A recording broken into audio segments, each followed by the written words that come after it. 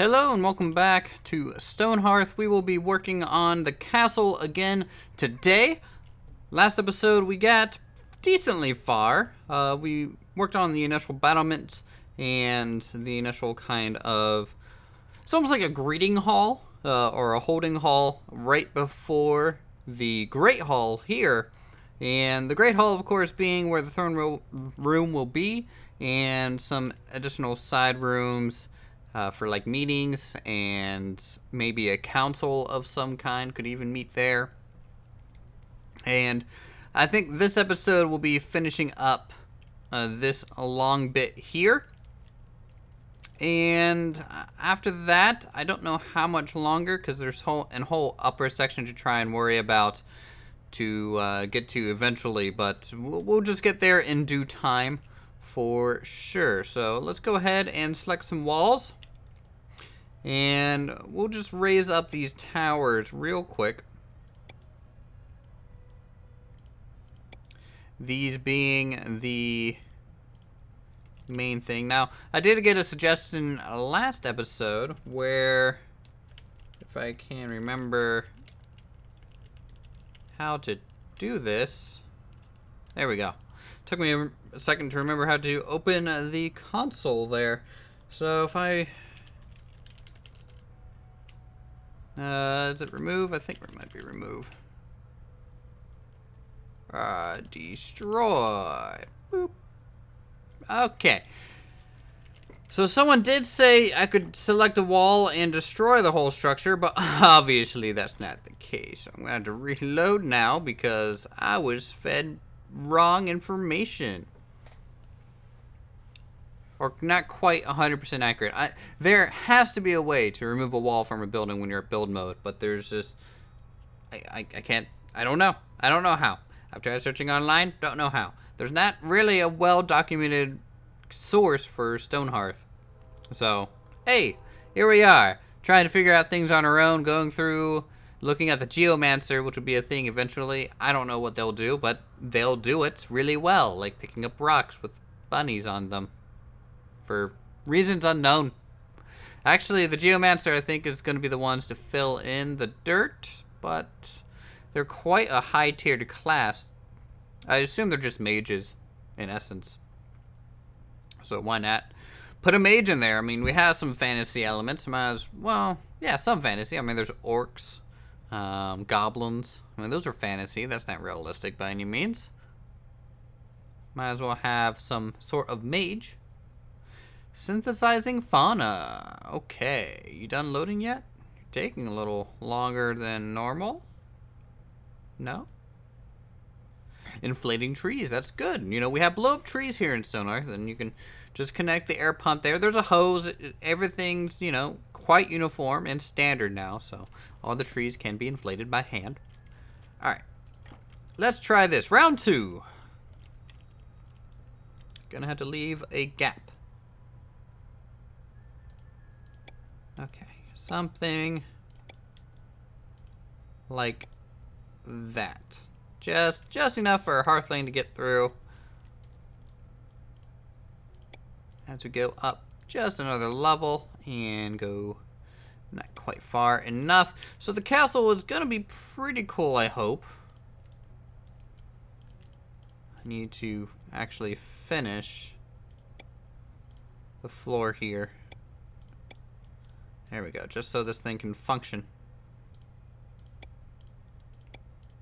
Because obviously need these corners to completely rejoin again. And here's another tower. Now, a lot of these windows become a little redundant over time, which is fine. I'm not too worried about it. I'm more worried about the overall profile and shape of it looking busy, enforced, and partially defensive. So that is what we need. Let us cap this off real quick. That is looking right. And these two towers, we'll probably think of a way to merge them somehow. I mean, really, I could just create a little bridge there and merge them like that, and or something. Something like that. This upper section needs that for the tower, and we might as well just focus more on the walls for now. So this floor will join about like yay. And then this one will go the exact same there. I don't know how I want to handle the pillars or anything on the interior just yet. The whole first floor is going to be stone. So be prepared to see a lot of gray. But that's just completely normal for these type of elements.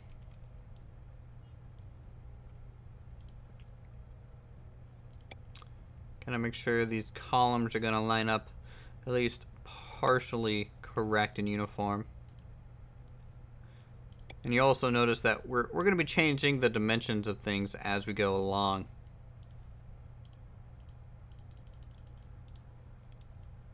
I really should have laid out the towers first.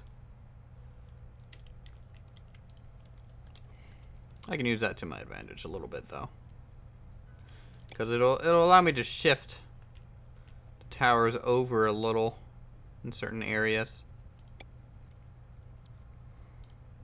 Like this one here, we need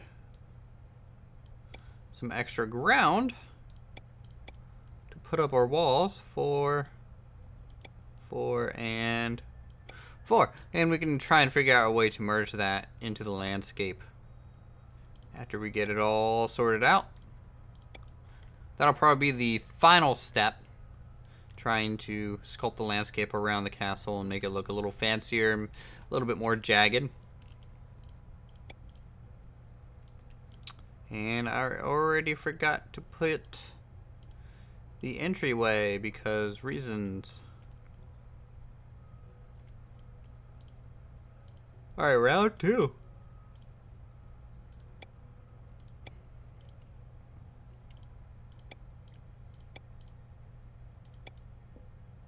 There we go. That'll be enough. You just need it wide enough for a Hearthling to go through. Do that for the wall tile being placed. In this whole section, it's part of the Great Hall, kinda. The Great Hall is going to be 2 stories. Very similar to what we generally do in most of our castle builds with their great halls. Very reminiscent of churches, cathedrals. They're going to go straight down. The second story will have all the windows and clear story kind of elements.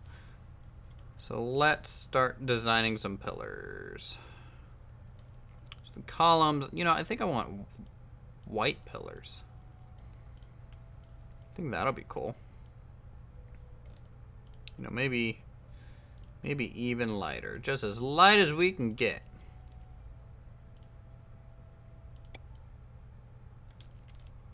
Or not, because I was stuck it on a wall still. Alright, wall. Wall material is this. Column material is this.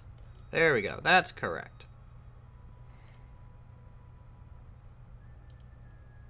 You know, kind of wish I could do a single click. I didn't have to drag out a column, so we may have to actually just use slabs.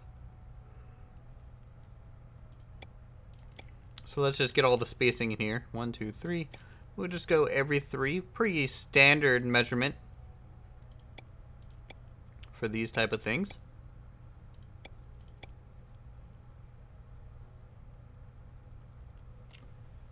And yeah, we might as well just keep it. There's no sense in getting it off center. We'll leave this spot open, which will look nice.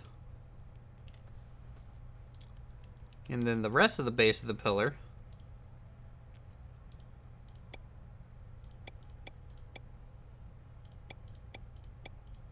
we're just need to make it a little thicker. Just so it has some weight. And a little bit of depth in areas that might need it. Just to make it look a little bit more official. It is encroaching a little bit onto the carpet. I kind of wish there was a half block. Or something like that. Minecraft and StarMade and any of the block building games out there really benefit from having different block thickness. In fact, I'm thinking we might as well make the foundation too tall. I think that'll increase how grand it might look. And then in doing so, when we make the pillars taller, the pillars might be a little bit more grounded and weighty.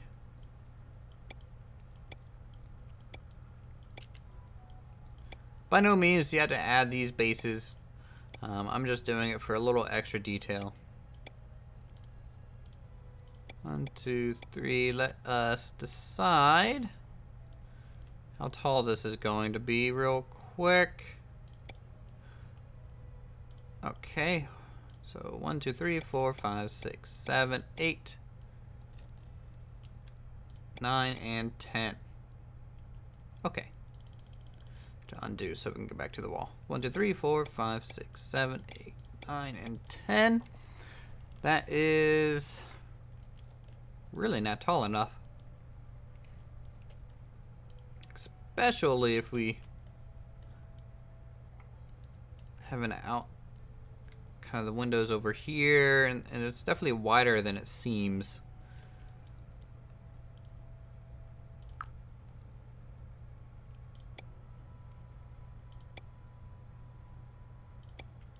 So we'll do something like that, something asymmetrical. I think that'll be okay.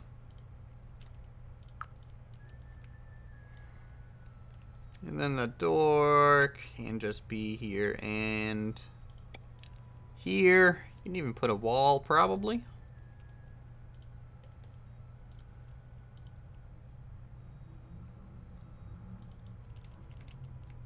Divide this room up just for some extra interior space.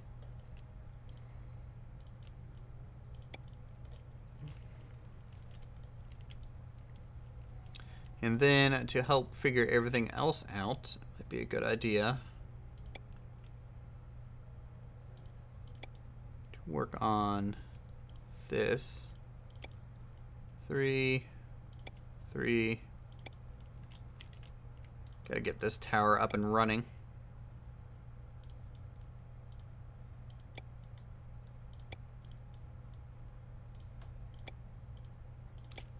Very nice. More towers, the better, I think. And these ones will have the cones on them, just so it'll differentiate from here and also give some more verticality to these towers.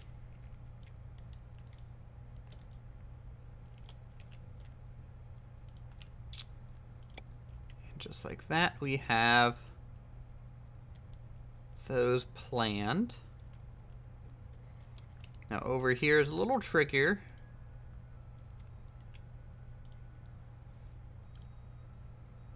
So 4, 4, 4, and 4. That's gonna have to be that tower, and it's fine if they're not lining up perfectly. In fact, I kind of don't want it to line up perfectly. It could be possible that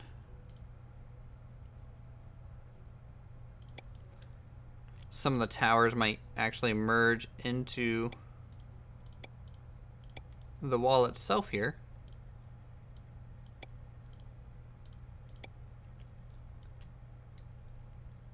And also create some type of asymmetrical kind of element.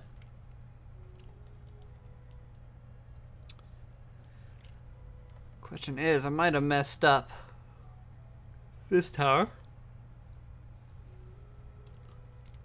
as I might have to just use a window to get inside of here. Which might look a little weird.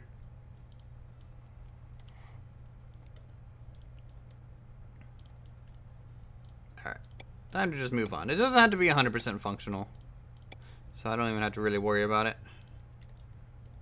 So from here we can start bringing up the roof of the wings.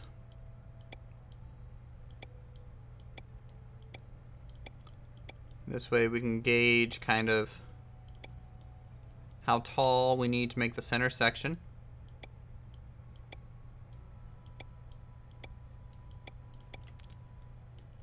Yep, that's correct.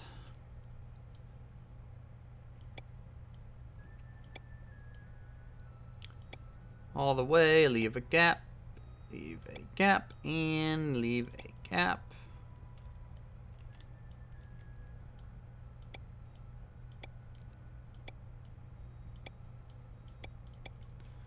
And this will go relatively quick. Just laying out this. Timber and stone, I think, has a much better and robust building system. It just feels like you're able to see everything a lot more clear. This is definitely suffering from that.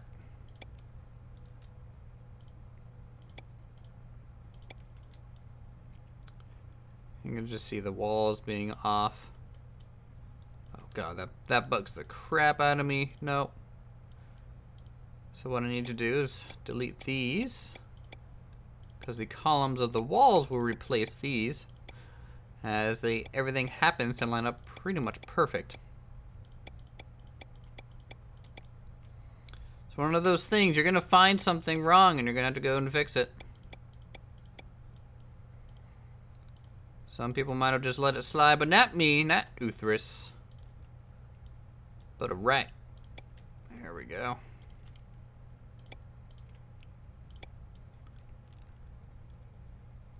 Okay. So that's that. Now, we can do just one more. This is the clear story level. It's quite the tall building here. In fact, it looks a little weird because of it. Right.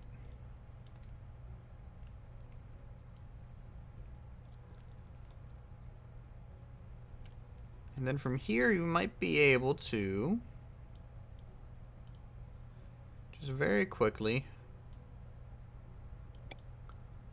give us a little bit of a tower.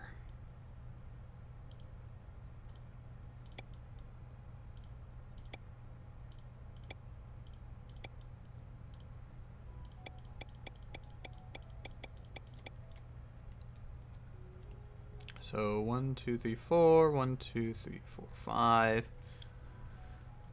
Not quite symmetrical, but it will do. I think. I just felt like I needed another tall element there. Just as another break between the two sections. And then as we put in the roof line, like so, you can actually see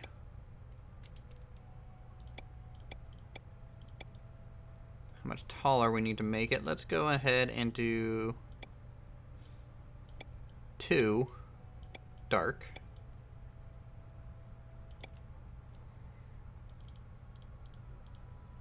Even though I need to extend the width a little bit just so it fits.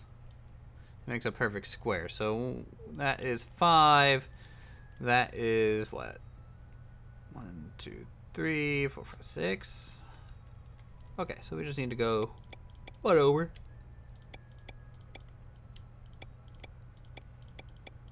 Gonna make it solid.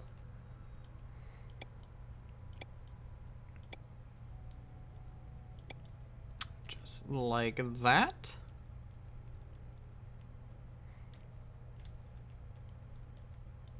And then let's grab our columns. Get them up to height.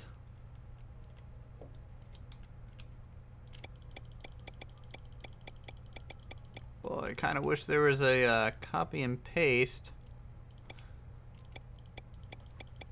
I know in, or at least I think in in Stonehearth you can do vertical kind of lines. I said Stonehearth, I totally meant Timber and Stone. Sorry about that. Yeah, no, in Timber and Stone, if you hold, what is it, Alt or something, you can go draw straight up, or maybe it's page up, page down. Something that sets how high that block is going to build. I feel like we need something like that in here. Alright.